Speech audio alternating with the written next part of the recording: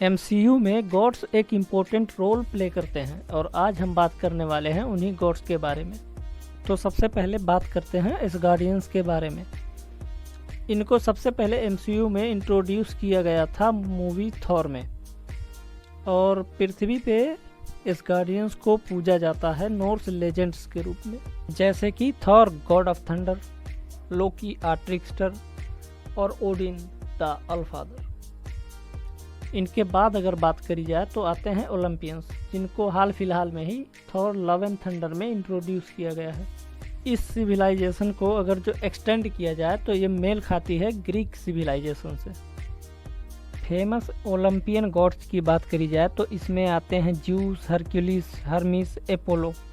और कभी कभी ओलंपियन गॉड्स के गुस्से और ईगो की वजह से पूरे की पूरे प्लानेट को सफ़र करना पड़ता है। थर्ड ग्रुप ऑफ गॉड्स की बात करें तो आते हैं एनेट्स।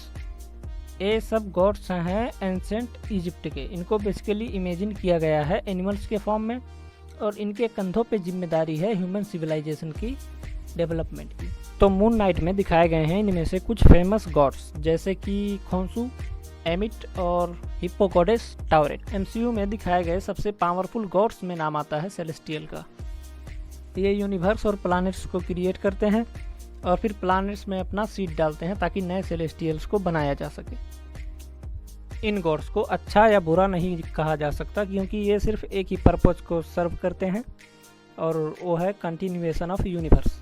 इनके लीडर की बात करी जाए तो इटर्नल्स में हमको दिखाया गया है कि सेलेस्टियल्स को लीड करते हैं एरिसन।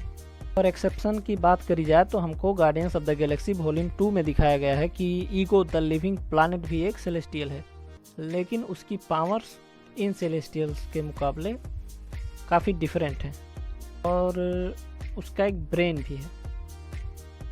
एमसीयू में कुछ एंटिटीज ऐसी भी हैं जो कि किसी अच्छे पर्पस को सर्व नहीं करते, और उनको कहा जाता है डार्क बीइंग्स। देखो, अच्छा हो या बुरा हो, गॉड तो गॉड होता है। तो इनमें से कुछ आते हैं जैसे कि डॉक्टर स्ट्रेंज का डोरमामू, सेंची के ड्वेलर्स इन डार्कनेस और मल्टीवर्स ऑफ मैडनेस का चिथॉन।